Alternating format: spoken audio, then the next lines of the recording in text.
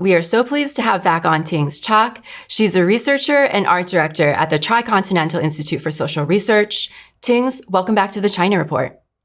Thanks so much for having me, Amanda. It's great to be here. Well, it's always a pleasure to have you on. I guess I want to get started with talking about the military parade itself. You know, clips of it were all over my social media. It went mega viral. Even a lot of my friends who don't follow China so much, they were talking to me about like how impressed they were just with the tremendous show of strength and the tremendous level of precision and discipline and unity. So I guess I'm curious, what were your overall impressions of the parade, first of all? And second of all, what do you think was the parade's message? What was Beijing trying to send? What message was Beijing trying to send to the world with this parade? Sure. I mean, I think it was definitely one of the parades of the century for so many levels. I mean, when you're asking me about what were some of the messages are actually written in Chinese, but I'm thinking about those helicopters that flew over Tiananmen Square with these banners that were written, justice prevails, peace prevails, and the people prevail. And then that was followed with, this massive display, as you mentioned, of over 10,000 military personnel marching, men, women, in unison, as long as a display of some of, the first time that China's displayed some of its, for example, its nuclear arsenal, especially what's been called as the triad of nuclear deterrence, land, air, sea launched missiles, hypersonic anti-ship missiles. We know that the US has not yet developed. But of course, Western media likes to frame this as sort of a muscle flexing, display. China is trying to show what it has in its arsenal. But I guess the question is, what is the message? To what ends is a military display of such to celebrate 80 years since the world anti-fascist victory? It's for China. I think we have to understand that China is displaying its process of building a modern army, the People's Liberation Army, compared to 80 years ago when we were fighting fascism and Japanese occupation that lasted 14 years in our country. That was a time when it was a very, very humble, poorly trained, poorly equipped, low technological army. And today it's basically showing that the PLA is a force to be reckoned with, a force that is capable of defending national sovereignty, and that China is not or no longer a country that can be bullied into submission like it might have been during the so-called century of humiliation.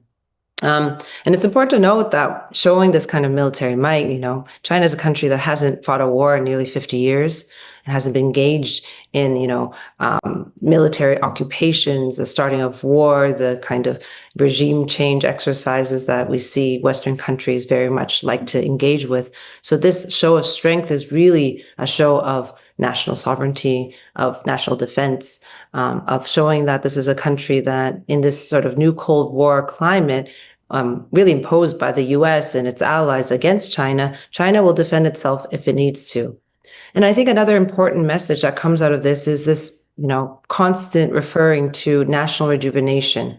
And this process, when we talk about national rejuvenation, it's not talking about sort of restoring to a kind of imperial past glory or something like that. It's about the long process of undoing and restoring all the harms that had been done during this process of, encounter with imperialism, with colonial forces, that century of humiliation. China is still in the process of reunifying its territory to build a strong country that is able to meet the needs, the material needs of its people, but also defend its interests when it's suffering aggressions, to not repeat the kinds of atrocities and the suffering that we saw 80 years ago during the Japanese occupation.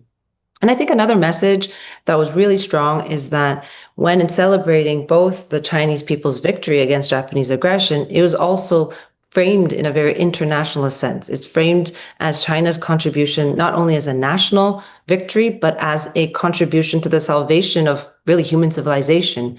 China played an incredible role in the World Anti-Fascist War. I'm sure we'll talk a bit more about that. And we know that there's a constant struggle, battle of ideas over this historical memory. And this parade was an assertion of that historical memory, as well as the national strength framed in an international framework. No, it very much is a battle for national memory, for international memory, and the contributions that China made that are often overlooked. Our popular understanding of World War II is that it was a war that was largely fought by and within Europe. And we often overlook the 27 million Soviets who sacrificed themselves against the Nazis, the 20 to 30 million Chinese people lost to the Japanese. And, in the States, we learned that World War II started in 1939 when Germany invaded Poland. And that itself is a very Eurocentric understanding of the war, right? For China, the war was brought to them when Japan invaded the Northeast in 1931.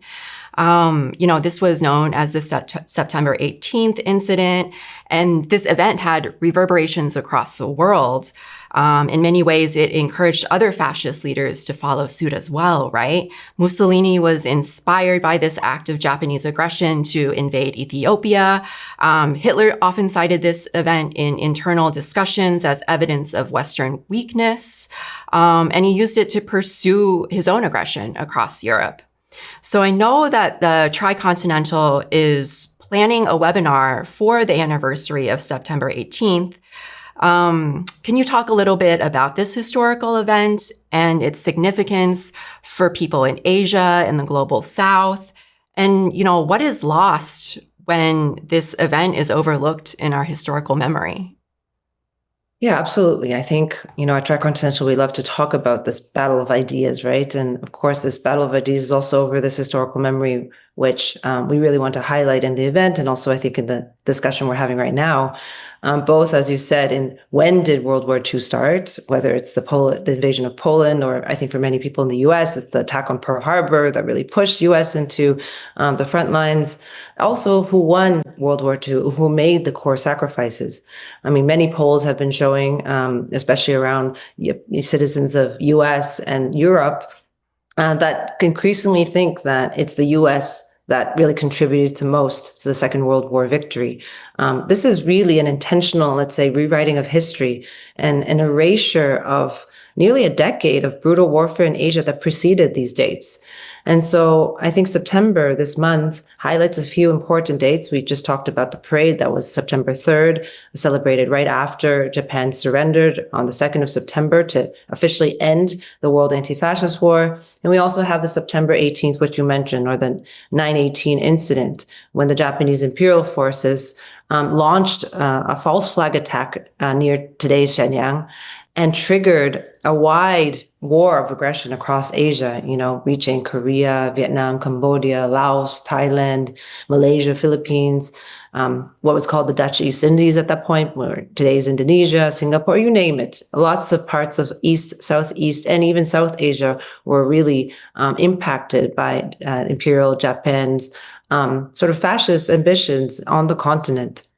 And it was only in 1937 where Japan launched its full-scale invasion of China. But in China, we call this the 14-year of the War of Resistance against Japanese aggression, way longer than sort of the 1939 to 1945 European version of that history. And I think it's important that to understand that in this period when Japan begins to attack China, all these Western liberal democracies in Europe were not allied to support the anti-fascist struggle. They were, in fact, willing economic partners to Imperial Japan. The Japanese armies were coming around China to try to carve up China. The European powers are obviously interested for their own scramble for China, and they're committing huge atrocities like the massacre in Nanjing, etc. Meanwhile, the Western capital continued to flow. The US, for example, supplied 80% of Japan's petroleum and 90% of its scrap metal, like literally fueling the Japanese war machine. I mean, things that we can, identify with today when we think about the genocide in Gaza.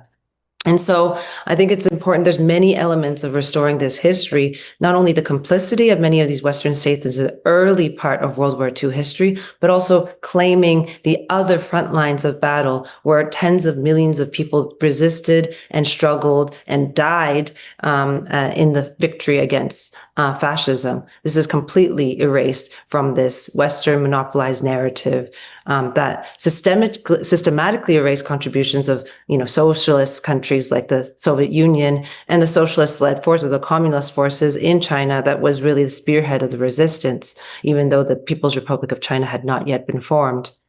So for the event we're going to organize, it's going to be on September 17th, on the eve of this 18th of September event. It's called Remembering the Origins of War, Fascism, and Resistance in Asia. We're going to revisit some of these overlooked origins of the Second World War for Asia and for Global South. And we're going to bring in some scholars and activists from China, from India, the Philippines, and South Korea to be able to recover this sort of Asian perspective of the Second World War history. And I just want to mark another thing because I don't know when this show will air, but while we're talking, it's September 9th, which is, of course, the anniversary of the death of Mao Zedong 49 years ago. Maybe next year, when it's the 50th anniversary, I can come back on the show and we can do one dedicated to him.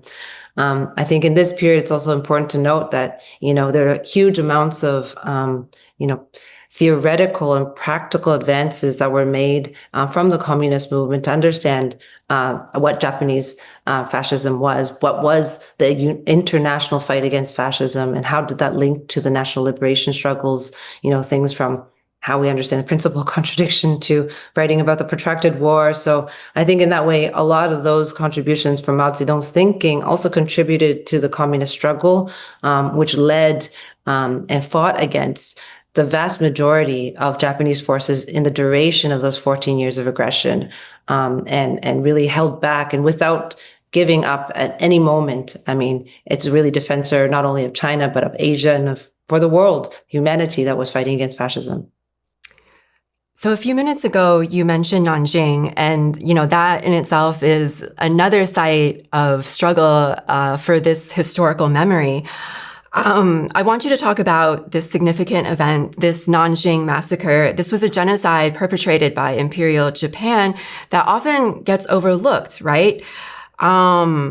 This massacre, the Japanese perpetrated this kind of brutality that disgusted even some Nazi leaders. And we remember the Holocaust as this singular exceptional event. We remember it as this genocide that defined World War II, but Nanjing doesn't get a fraction of commemoration here. So can you talk a little bit about the Nanjing massacre and China's efforts in the decades since to keep this memory alive and to honor its victims? Yeah, absolutely. I had a chance to visit Nanjing, where there's a really impressive memorial museum. If anyone ever gets to go to China, I highly recommend it. It's something that you can't be missed. But it's hard to overemphasize the significance of the genocide in Nanjing. It's probably one of the most bloody incidents of all of World War II history. Just to let your viewers know, it was in December 13th, 1937, and it lasted 6 weeks. And basically, the Imperial Japanese Army unleashed a campaign of terror. In 6 weeks, they killed an estimated 300,000 unarmed soldiers and civilians. They were actually asked to surrender their arms. They surrendered their arms, and the massacre continued. And it's not only just numbers, it was the shocking brutality and the violence and the cruelty. They followed what's called the infamous 3 alls. Kill all, burn all, loot all. And we saw, mass executions by machine gun. There were beheading contests, live burials. The Japanese Imperial Army was notorious for its treatment of Chinese political prisoners of war or prisoners of war, killing nearly 100% of all prisoners of war. We have, the Unit 731 in Harbin, which was where Japanese scientists conducted biological warfare experiments on Chinese prisoners. And of course, throughout wherever the Imperial Army went, they also created the system of comfort women. Basically, it's a systematic rape and abuse of women and girls, around 20,000 just in Nanjing over those 6 weeks. So it is a moment in the World War II history that also gets almost no attention. You know, we hear a lot about the Holocaust of the 6 million people in Europe, mostly Jews, but also others like Roma people who were killed in Europe. But we almost never hear about the atrocities in Asia and by the Japanese fascist forces. In fact, Tricontinental recently published an article, we're in the process of translating in different languages, to really deep dive into this history, the true costs of World War II, and really, you know, really synthesizing some of these points you raised already about the Soviet Union, because really the war was won by largely the socialist powers led by the Soviet Union, but also the communist forces within China, representing over 60% of the total war deaths. It's not in Europe. It's definitely not by the US that comes in the last moment. Not saying that one human life is worth more or less than the other, but this is completely an erasure. Over 50 million lives lost between Soviet Union and China that almost never makes it into the history books in the West about World War II history. And it's also looking at, you know, correcting the historical view that, you know, World War II began in 1939 in Europe and not almost a decade earlier on the Asian front. But in addition to highlighting, I think, the Soviet and Chinese contributions, it's the millions of lives of people across the colonies, especially in Asia, that had died contributing to the resistance against fascism, but also as a product of a kind of, you know, the being colonized, the kinds of famines that happened. I'm thinking about the Bengal famine that happened during this period under British occupation.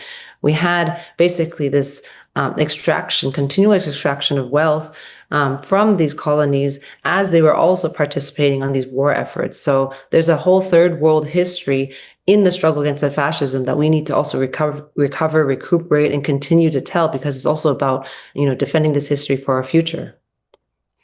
Yeah, I want to go back to the military parade for a second, and the mainstream media coverage around that. There was definitely a lot of coverage around like the show of military strength, the weapons, but also a lot of coverage around who attended. Kim Jong-un, Putin. But equally newsworthy, I think, that received little attention was who was absent. Trump, of course, but also EU leaders who, at the request of Japan, did not attend. And when China held the 70th anniversary of the commemoration in 2015, no Western leaders attended either. And Shinzo Abe stated that generations born after World War II must not become, what he said, predestined to apologize. So this just goes to show that there's still this contestation over the historical memory of World War II, that Japan never fully acknowledged the atrocities it committed, and that these commemorations are so necessary in honoring the Chinese who lost their lives in order to, who lost their lives in the battle against global fascism. Meanwhile, the narrative over who the victors are completely monopolized by the West and by Japan. I think this is an important question. I think we have to understand that this is not one head of state or another.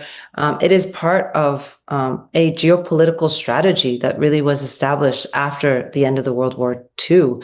So when we look at the refusal of these Western leaders to commemorate this victory over fascism alongside, for example, China and Russia, not attend these kinds of events, have their own version of histories, or their failure, as we talked about already, to recognize China's contributions to this global anti-fascist struggle and the suppression of Japanese war crimes, is part of a geopolitical strategy, particularly in reinforcing the geopolitical divisions that were established in 1959 when a really important Treaty of San Francisco was signed, which formally ended the Allied occupation of Japan, but really was foundationally a beginning of the Cold War strategy in Asia.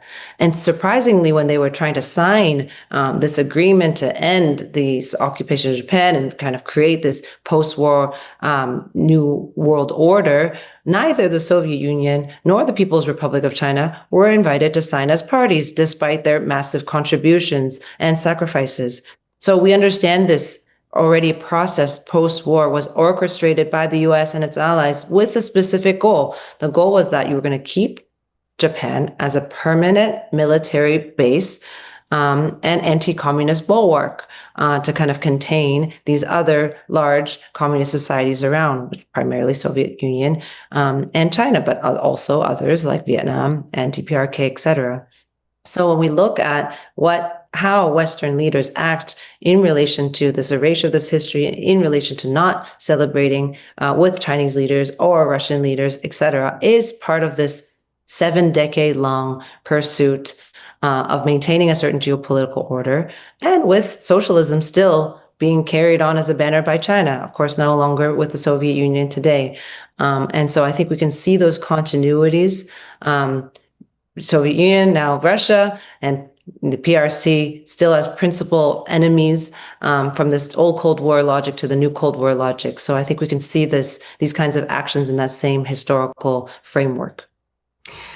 One person from Japan did attend. It was former Japanese Prime Minister Yukio Hatoyama. And he actually gave a really moving interview that CGTN aired. And I want to play this and get your thoughts on it. 国内ではいろいろとね、そのことに対して批判もあるようですけれども、やはり日本人として、また総理を経験した人間として、この歴史の事実というものをしっかりと見つめて、それを鏡としていかなければいけないと、そう思っておりまして、ある意味で日本人の一人としての反省と、それから多くの命を奪ってしまったその過去について謝罪する気持ちで記念式典に参加させていただきました。やはり私は出席をさせていただいてよかったなと、そう思っております。私は習近平主席がこの日本人に対してこの過去の行為は、これは日本の軍国主義の侵略者によって行われたもので、それを打ち負かしたんだという話をされて、この軍国主義者とですね、それから一般の日本人と区別してお話をしてくださった。悪かったのは軍国主義者の人たちなんだと。で、一般の日本人は決して悪くはなかったんだという意味のことをおっしゃった。むしろそのような言い方をしてくださったことにありがたさを感じましたね。Well, former prime minister, so definitely not representative of the Japanese government here, but, it was a very moving interview. And, I just think like, what would it mean for Chinese people, for Japan to formally recognize the atrocities that it committed and like formally apologize? They've been waiting for so long, Yeah, I think the participation of this former Japanese Prime Minister Hatoyama was really significant. And I think one thing he mentioned that's important to highlight, it's not a question about the Japanese people or the friendship or solidarity between Japanese and Chinese people, but really around a fascist militaristic regime that Imperial Japan represented. And I want to also highlight that there has always been a history of solidarity amongst Japanese and Chinese people before, during, and even after the war. We have many stories of during the war where there's, Japanese communists specifically, but writers, artists, war defectors that oppose their country's military aggression and align themselves with the Chinese resistance. And there were also others in an early period that were pivotal to building the communist movement in China, especially in places like Shanghai. So I think it's important to highlight that. And his words were, I think, also tried to bring that to the fore as well. But we also have to be vigilant to resist the sort of right-wing historical revisionism represented by other Japanese political elites. You mentioned Shinzo Abe, the former prime minister, earlier, and what he said in the 70th anniversary, which was very, very strong comment. He represents a much more conservative sort of revisionism line, let's say, and he's associated with these controversial visits, like other Japanese political elites, to this Yasukuni shrine, a very infamous shrine of many different political leaders, where they go and pay their respects after being inaugurated as prime ministers, where they also have Class A, proven Class A war criminals that are honored in that shrine. And every year this happens, it creates quite a stir between the two countries. It's very upsetting, especially for the Chinese people. But I think when we look back at these kinds of comments and how we view, China-Japan relations, especially solidarity amongst the people, friendship amongst the people is really important, because it also impacts how we think about, the continent as a whole. In fact, tomorrow in the Tricontinental, we're going to be publishing a new Asia newsletter that I co-wrote with Shiran, who's a colleague, a comrade in Tricontinental. And one of the things we were bringing forward is that, in the 1920s, Sun Yat-sen, who is the father of modern China and of the first Chinese Republic, as well as the founder of the KMT, he actually delivered a speech in the early 20s we found was really interesting. And the title of the speech was called China and Japan, Natural Friends, Unnatural Enemies, and basically was putting forward this idea that there could be a progressive vision of a Pan-Asianism, where the oppressed peoples in Asia would be able to unite, to, find a solution to their sufferings, to resist the aggression by European and imperialist states. And in it, he said that the rule of right is over the rule of might. And I think, in a way, this question still is really strong in Asia. I think since Japanese fascism, it really destroyed this possibility of thinking about Pan-Asian unity. To even talk about Pan-Asianism, unlike Pan-Africanism, today carries the ghost of sort of Japanese imperial ambitions. But we still want to have a project to think about a regionalism, think about solidarity, a project for Asia that is in the interests of the peoples and is based in the unity of the peoples. So anyways, I think hearing what the Prime Minister of Japan, former Prime Minister, said, I think is an important memory. We need to continue to sort of fight for that memory to build a project of the future for Asia. Mm. I want to talk a bit about Xi's speech at the ceremony as well. He delivered a short 8-minute but very moving speech, which I think serves as a warning for us today. And I want to read an excerpt from it and get some of your thoughts. He said, "History cautions us that humanity rises and falls together.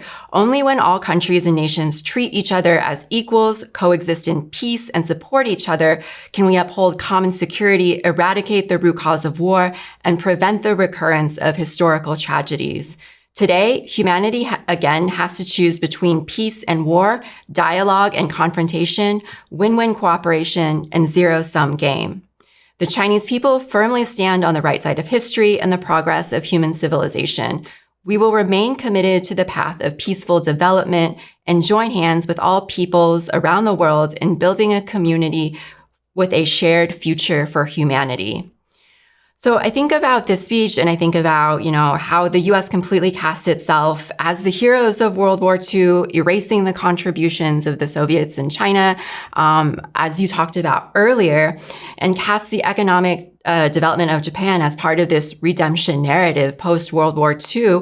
Meanwhile, China, which has sacrificed so much, who later took back its own sovereignty and has become a source of hope for the global South and the rest of the world for millions of people, they're now recast as the bad guys, especially now with the U.S., encircling it and continually trying to provoke a war with it. So do you see any similarities between then and now, between the forces of progress and reaction? And, how can we adequately remember the sacrifices that China made today? I think there's many things we could say that were captured in that speech and also in this particular conjuncture, I think we are seeing a moment where the world order, the unipolar world order that was created after the collapse of the Soviet Union, and even the world order that was created after the World War II, really with US emerging as a superpower, as European states had to recover from the devastation of World War II, that world is changing. It's on its dying legs. And, this is when we hear, President Xi consistently repeating the phrase that these are changes unseen in a century. I think this is very true. This is even more true when we look back 80 years down the line to see what the world is moving towards.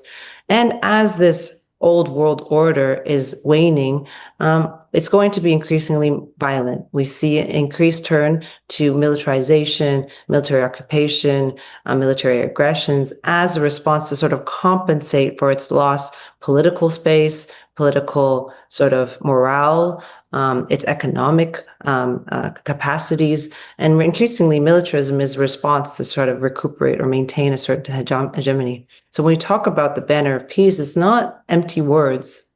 It's actually we're at a very, very crucial moment of human history where there are leaders that want to take us to the brink of Third World War. And if we don't reflect well on this history of devastation, we might actually be driven to the precipice of a Third World War. And I don't think anyone will survive that in that case.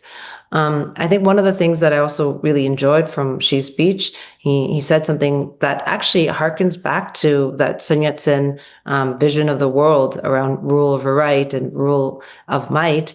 He said something, Xi said, might may rule the moment, but right prevails forever. Justice, light, progress will inevitably triumph over evil, darkness, and regression. It's a very poetic and very beautiful vision, but it's not just a nostalgic call. It's a very, very deeply felt reality that's still living. World War II might seem like 80 years ago, but there's still a lot of people who have this in living memory. And I think what's more really important is that this victory, and we look at China's perspective, is not just a narrow sort of patriotic exercise. This is something around the future of humanity, of the planet, and our collective survival.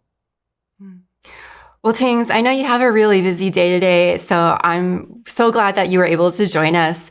Maybe to end, could you talk a little bit about, where can people find your work? Where can people find the work of Tricontinental and anything else you want to plug? Sure. That's I'm going to invite everyone again to our event on September 17th. You can find that on Tricontinental's social media. Just search the Tricontinental and you'll find it. Find our website, thetricontinental.org. And you can also follow me by my name, Tings Csak, on the social media platforms, even though sometimes I'm not very good at that, but I'll try my best to be updating things. Thank you so much, Amanda, for having me.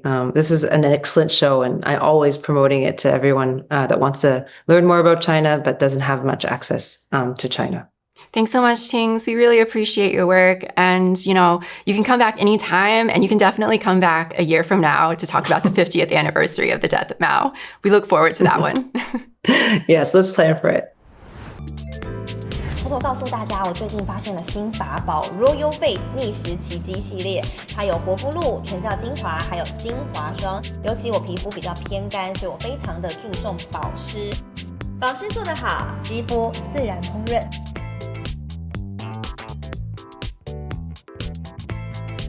提亮肤色更年轻，抚平皱纹超有感，而且气色变好。用心保养，每天都更美一点。